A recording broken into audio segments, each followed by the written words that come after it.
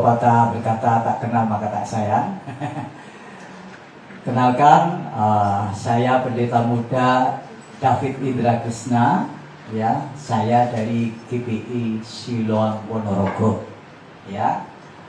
Saya aslinya dari Surabaya, ya. Saya di daerah Demak, ya. Tapi sudah meninggalkan Surabaya cukup lama, dan puji Tuhan, saya dikaruniai seorang putra, ini baru saja kerja, namanya Yabes Ananda Karisma, dan istri saya Chinese Banyuwangi, asli Banyuwangi, ya. Kami dipertemukan dalam pelayanan, ya. Istri saya kerja di pabrik kertas di Mojokerto, saya pelayanan, dan Tuhan pertemukan kami di satu gereja, ya. Anugerah Tuhan, saya sudah di Ponorogo 25 tahun, Om. Ya. Saya sudah keliling kemana-mana. Saya pernah pelayanan ke timur-timur, ke Maumere, ke Kupang, Bandung, ya, Jakarta, yang belum tuh Kalimantan sama Sumatera. Ya, saya punya adik Roni, seorang pengusaha. Dia berkata, Kak Indra kapan ke Kalimantan? Sudah berangkat atau nanti tiket pesawat pulang pergi saya belikan. Saya ngomong nanti aja lain waktu, ya. Saya rindu, ya.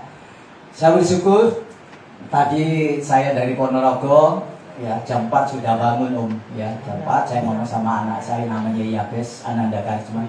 Bes antarin papa ya ke terminal, ya, karena saya naik patas. Dua minggu yang lalu saya pelayanan di GBI Sidoarjo, ya. Berangkat jam 3 dari Ponorogo sampai Medaeng setengah 6 pagi. Saya baru pertama kali di sini tadi. Ya, permisi kata, saudara, saya kasih apa? Saya belum pernah ke sini, saudara. Ada miscommunication, saudara. Jadi waktu saya pesen Grab, saya ngomong, Mas, tolong saya alamat di GBI Rock, sudah jelas, ya. Lah kok sampai drivernya dikasih GBI Harmoni. Tadi muter-muter sebenarnya, nggak ketemu.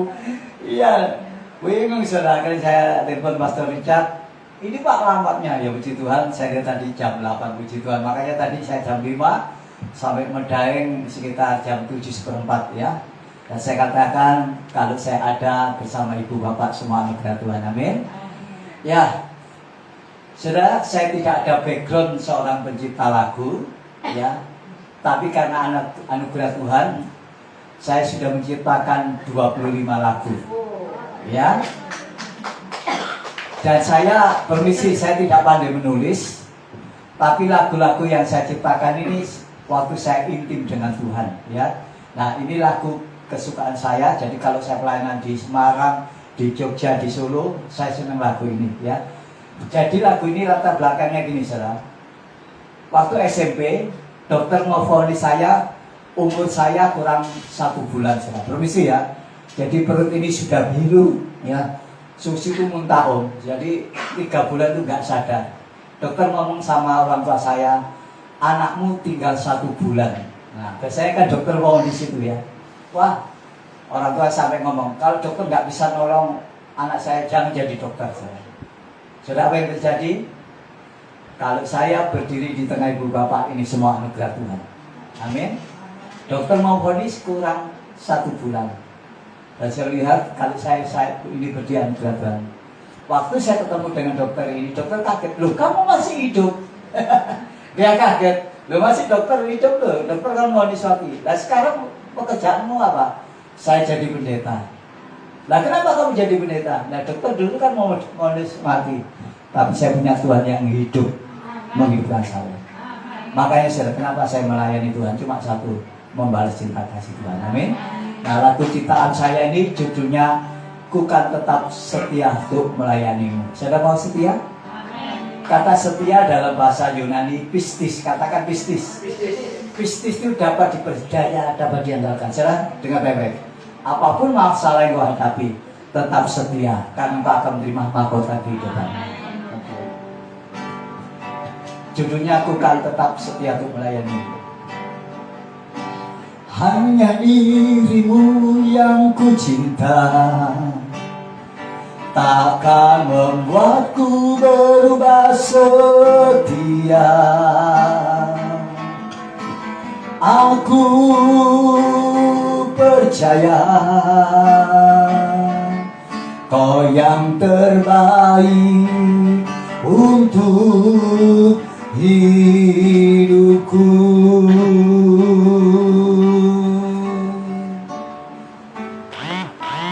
Aku tahu ku tak sempurna, takkan membuatku jauh darimu. Apa adanya diriku, ku kan tetap setia kepadamu.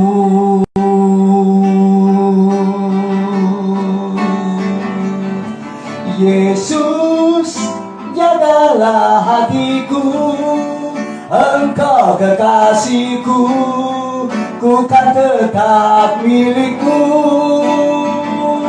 Aku sungguh mencintaimu, sungguh mengasihimu.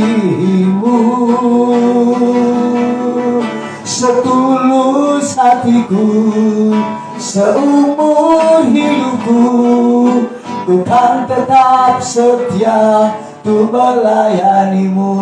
Saudara tetap setia? Amin. Apapun yang terjadi tetap setia. Hanya dirimu yang ku cinta, takkan membuatku berubah setia. Aku percaya Kau yang terbaik untuk hidupku.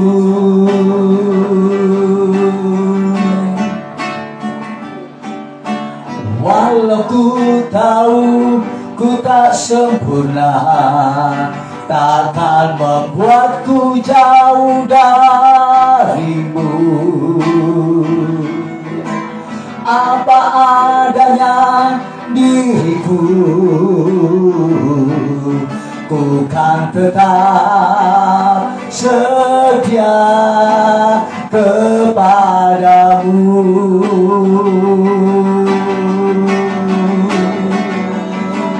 Yesus, jagalah hatiku, Engkau kekasihku, ku kan tetap milikmu. Aku sungguh mencintaimu, sungguh mengasihimu. Setulus hatiku, seumur hidupku, ku kan tetap setia untuk melayanimu.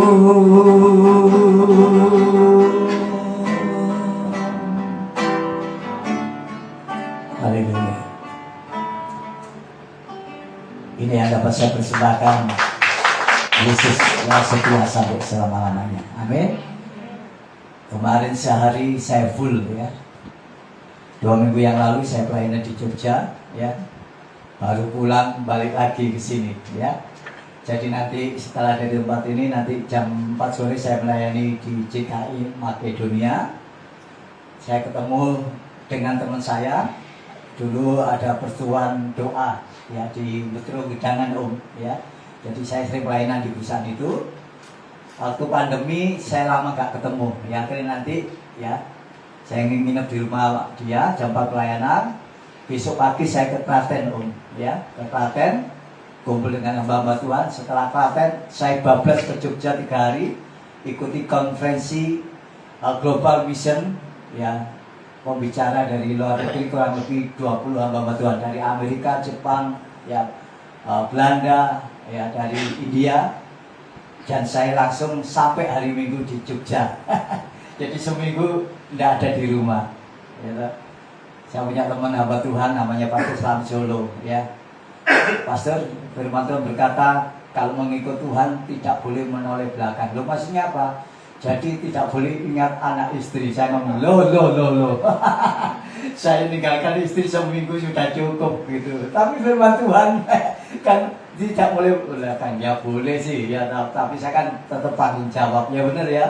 Pelayanan tapi nggak apa keluarga nggak di apa perhatikan ya nggak sehat. Siap diberkati firman Tuhan? Amin. Ayo angkat tangan, katakan gini.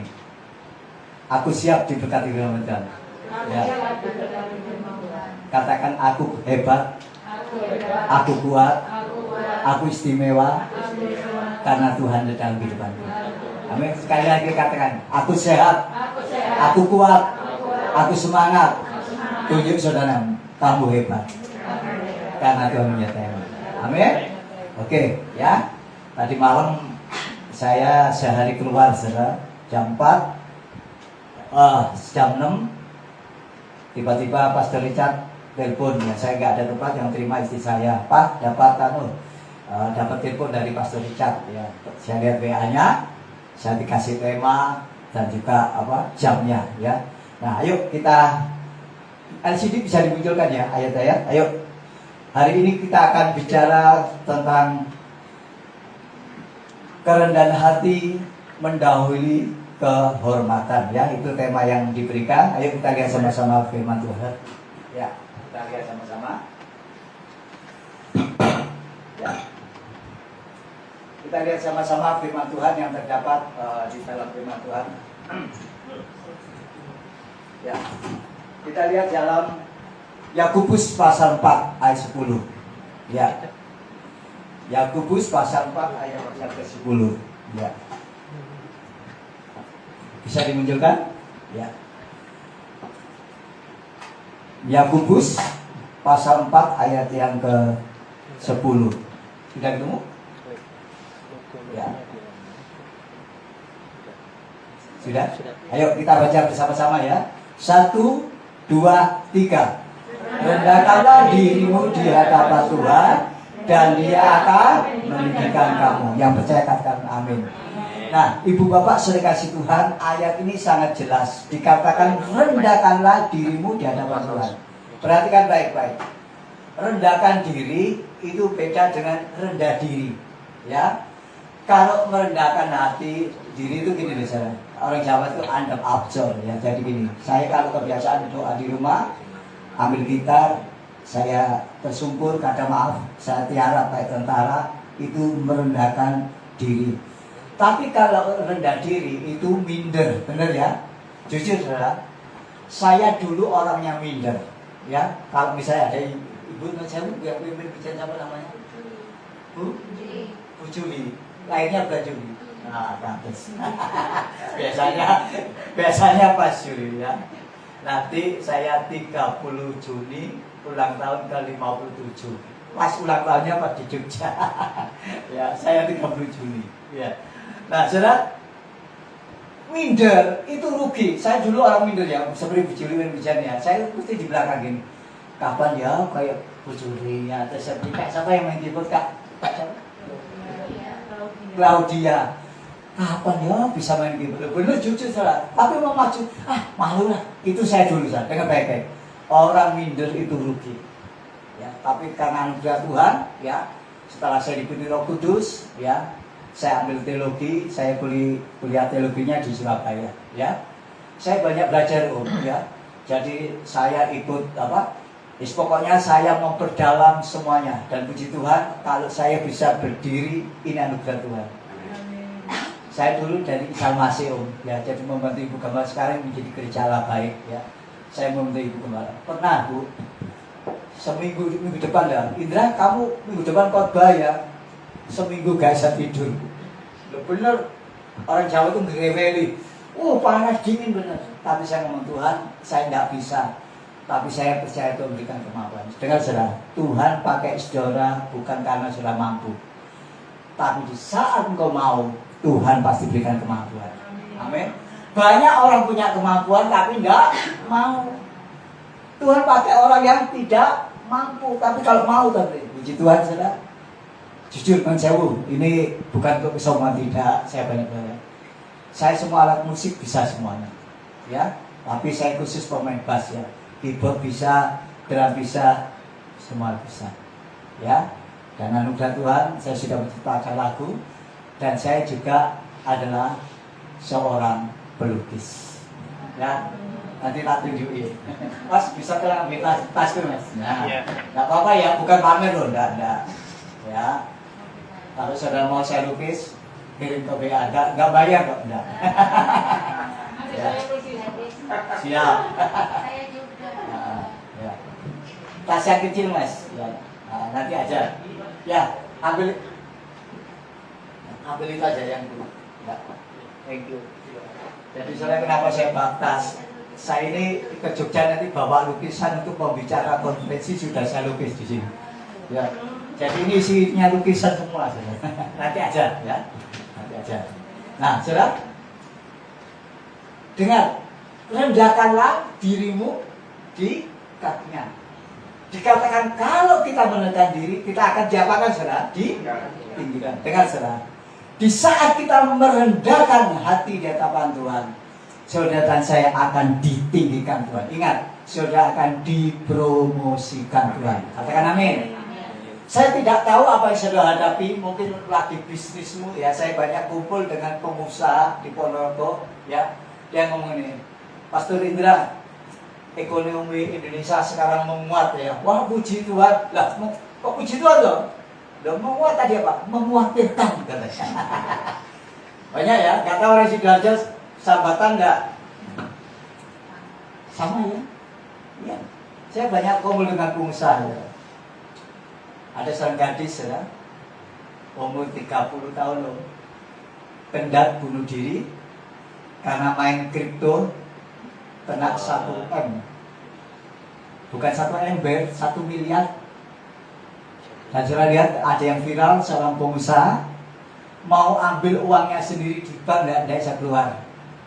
Berapa? 40 M. Akhirnya stres, mati. Saya lagi nangani seorang suami, asalnya dari Surabaya, sekarang pindah di Ponorogo, sekarang lagi buka toko parfum. Waktu saya cerita ini, dia ngomong, Pak Indra, saya juga pernah ngalamin. Kenapa? Saya suami istri mau bunuh diri karena uang saya ditipu orang sedikit saja, 40 M. Oh, bunuh diri. Ya, hari ini saya layani, puji Tuhan, sekarang dia bangkit, ya, dipulihkan oleh Tuhan. Saudara, dengan baik-baik, apapun persoalanmu, bisa engkau merendahkan hati, saya percaya jemaat GPI Rock Sidoarjo akan dipromosikan oleh Tuhan. Amin.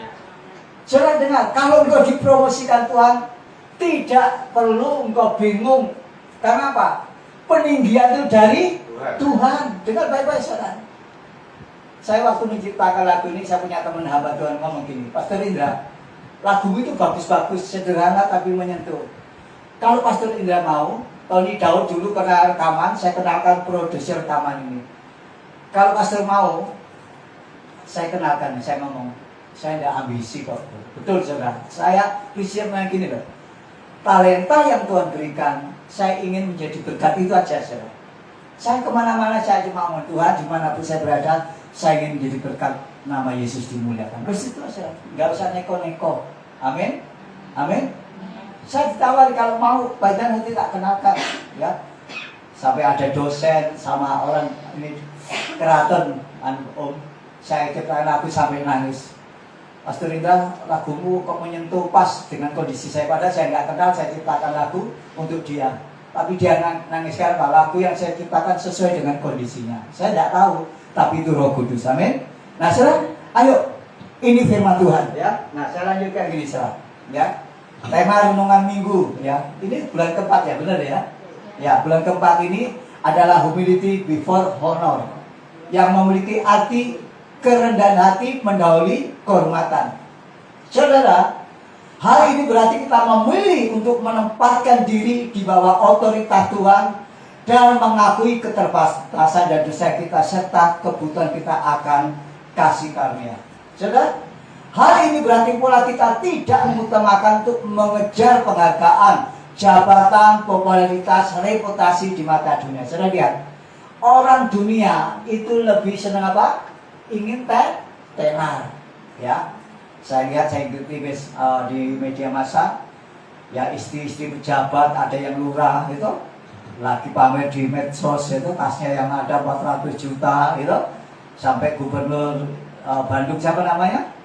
Yang ya sampai Bu jangan nyolok, ibu ini seorang gubernur, gitu. Itu dilihat orang, gitu. Sekarang pamer ya, ada seorang ibu lurah, wah pamer kayak artis, ya. Pada rakyatnya aja sampai menderita, benar ya. Sudah, dunia itu apa? Ingin menunjukkan jati diri, benar nggak saudara? Ingin tampil. Di Ponorogo itu kumpulan ada wanita sosialita, gitu. Jadi senengannya makan mewah. Ponorogo itu wah ramai saudara itu. Sedang ini yang dikejar oleh dunia. Nah, kita sebagai anak Tuhan, ya tidak harus demikian, ya. Hanya dengan sikap rendah hati Tuhan dapat membentuk dan mempersiapkan kita keberhargaan sejati. Ayo katakan, aku adalah orang yang berharga. Aku adalah orang yang istimewa. Berkatnya istimewa, masalahnya istimewa. Saya tanya, senang berkatnya istimewa atau masalahnya istimewa, Bu? Masalahnya? Oh, amin. Banyak orang Kristen sama berkatnya istimewa, tapi masalahnya biar Pak Pendeta saja. Dengar saudara pernyataan saya. Saya banyak belajar, nanti saya banyak kesaksian. Dengar baik-baik apa yang saya sampaikan. Selama hidup, kesulitan itu tidak pernah berakhir. Betul?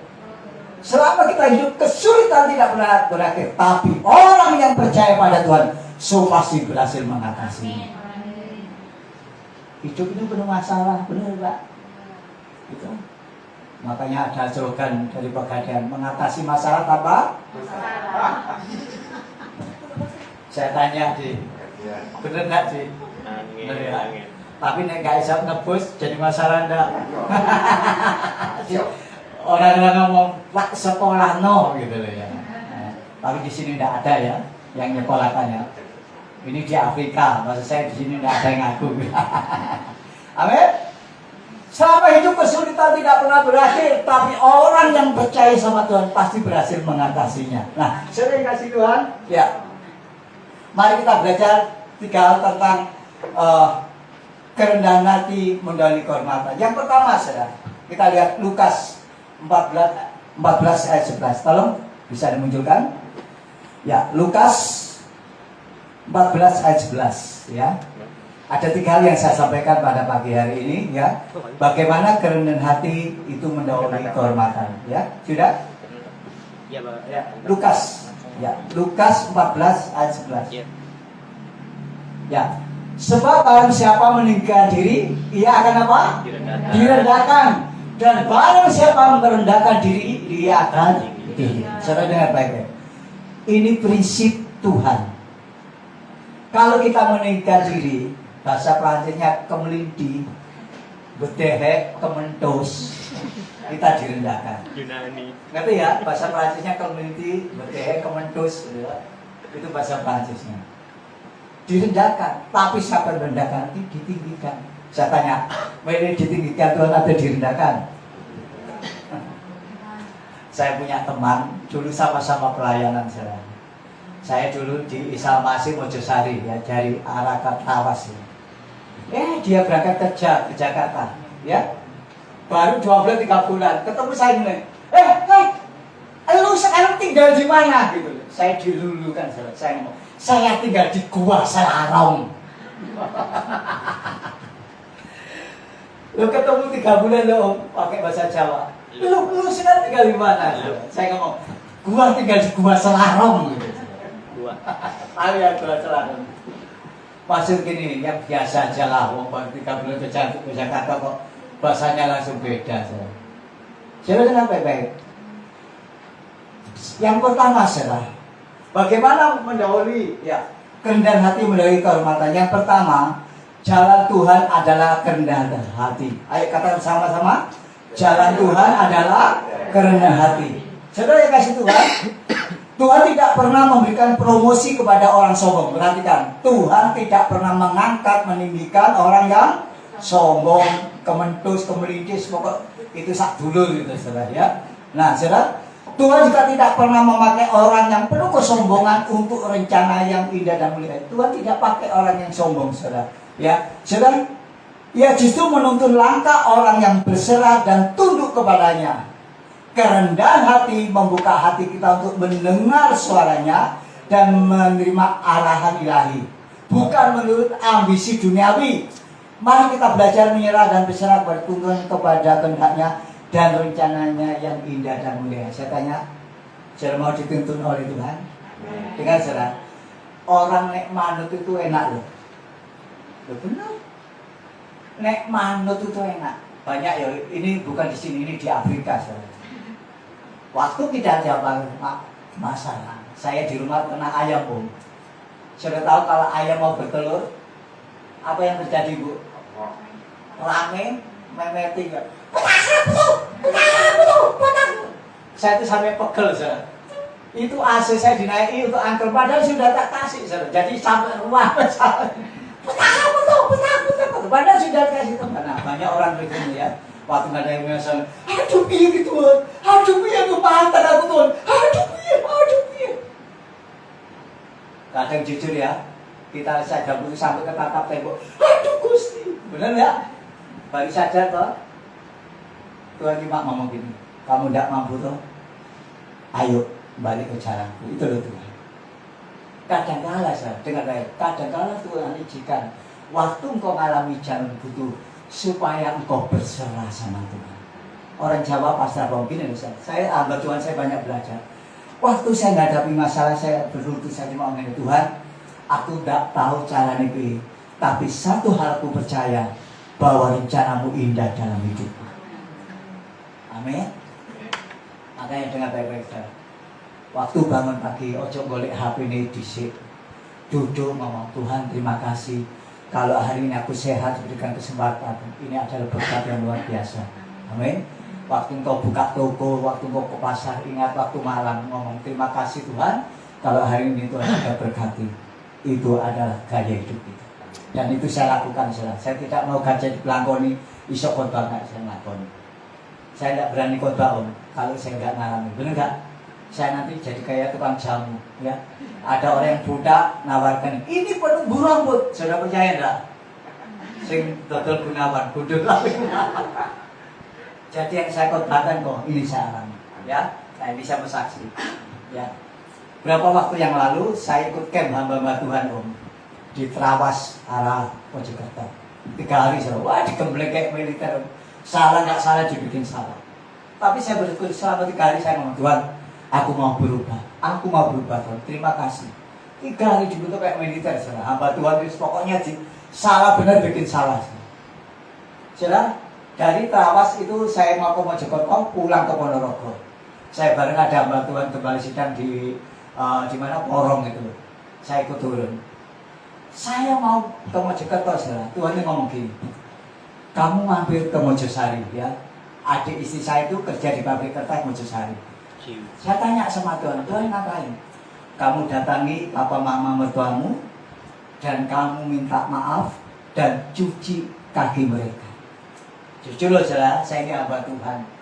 Nek hamba Tuhan ngomong ini, kok nyimut? Lah aku pendeta kok, apa juru apa? Minta maaf kayak orang sudi, aku pendeta sombong loh saudara. Jujur loh saudara, ya maaf, saya ini cerita ini bukan sok-sokan enggak. Saya tulus, saya mau membagikan ini saudara. Saya belajar taat saudara. Lihat kata taat, T-A-A-T dibalik. Mudah membaca atau melakukan. Ayo, T-A-A-T dibaca dari baliknya. Taat ya Bu. Saya tanya, mudah melakukan atau susah melakukan? Angel Pak. Dengar saudara, kalau saudara dengan keinginan sering tidak bisa, tapi permohonan Roh Kudus saudara pasti bisa. Saya ngomong gini, oke Tuhan, berikan cerita saya ketemu dengan papa mertua saya ngomong, Pak, saya diberkati di acara di Trawas, di Garis, ya kita bla bla bla gini saudara. Sebenarnya Pak, saya nggak kesini, tapi Tuhan suruh untuk ketemu mama papa. Loh ada apa? Gini Pak, waktu di jalan Tuhan ngomong, kamu minta maaf sama papa mamamu. Jawabannya mertua saya apa saudara? Lah kamu gak punya salah minta maaf apa aja. Loh jujur loh ya, sewu. Saya ini mantu pertama gak pernah bikin masalah. Bener saudara? Ya bukan untuk sosokan ya Bu. Sampai kalau banyak ngomong, Bima itu nggak pernah bikin masalah dengan saya. Saya sangat sayang saya. Tapi saya ngomong, Pak, Tuhan suruh saya minta ampun. Saya belum balikan. Tak suruh duduk kayak ibu gini, permisi ya Bu ya. Pak, Tuhan suruh saya untuk cuci kaki. Wah, papa mama mertua saya, nggak usah, nggak Pak. Saya nurut saya ambil satu tangan baskom saya. Pak cuci kaki, mereka nangis jadi saya dipeluk dan yang ngomong kamu tetap setia melayani Tuhan. Papa mama percaya kamu dipakai Tuhan. Makanya seperti pujian tadi. Saya nangis setelah saya pulang dengan baik-baik. Waktu saya taat, ini rasanya hati kayak ditarik Tuhan. Ada sukacita melimpah. Bayangkan dari Mojokerto sampai Ponorogo nangis berebus milih. Bukan di sini ini karena bojo enggak. Tapi saya merasakan satu sentuhan Tuhan, kasih Tuhan, dan saya mengalami damai sejahtera. Amin. Amin. Dengan saudara, kerendahan hati itu mendahului kehormatan. Yang pertama saudara, apa? Jalan Tuhan adalah kerendahan hati. Jadi ingat saudara, kalau engkau mau dipromosikan Tuhan, apapun bisnismu, apapun studimu, saudara harus punya sikap rendah hati. Lawannya rendah hati apa? Tinggi hati. Amin. Nah, saudara, yang kedua saudara, yang kedua, ya, Efesus 4 ayat 2, ya. Kita lihat sama-sama. Efesus 4 ayat 2, ya. Efesus 4 ayat 2. Ya. Bisa dimunculkan? Efesus 4 ayat 2. Ya, ayat 2. Ayat 2 ya. Enter.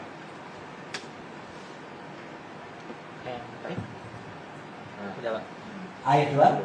Ya. Ayo baca bersama-sama. 1 2 3. Hendaklah kamu selalu apa? Rendah hati, lemah lembut dan sabar. Tunjukkanlah kasihmu dalam hal saling membantu. Yang percaya katakan amin. Saudara, yang kedua, kerendahan hati mendahului kehormatan. Yang pertama, jalan Tuhan adalah kerendahan hati. Yang kedua, proses kerendahan hati berlangsung seumur hidup. Katakan seumur hidup. Ya. Jadi untuk rendah hati ini bukan sehari, seminggu, 1 bulan, setahun. Itu seumur hidup kita. Saudara, kerendahan hati bukan pencapaian sekali jadi, melainkan latihan rohani sehari-hari. Contoh ya, contoh ya. Saya punya teman WL, worship leader, namanya Ibu Tuti. Orangnya tinggi, dhuwur gitu saudara. Ya, peranaan Belanda. Ya. Nah, minggu itu mau WL Bu, ya. Biasa kan, ibu-ibu kan paisan ya. Paisan. Terus dijamin, itu ibadah jam 7, jam 6 sudah siap-siap. Terus anaknya kecil ini, Ma, mau es krim. Mama, ya nanti ya Nyu, nanti. Enggak mau, pokoknya sekarang. Mamanya sabar, Tuhan berikan kesabaran. Mamanya paisan, Ma, es krim. Nanti Nyu, nanti. Pokoknya sekarang. Kita ngono ya, mulai nang gereja tak gidok iku. Sudah tahu? Jadi waktu pimpin pujian saudara, itu bukan karena urapan Tuhan. Jemaat di sini. Ibu bapak percaya tak? Bahwa Yesus itu baik. Jemaat ini.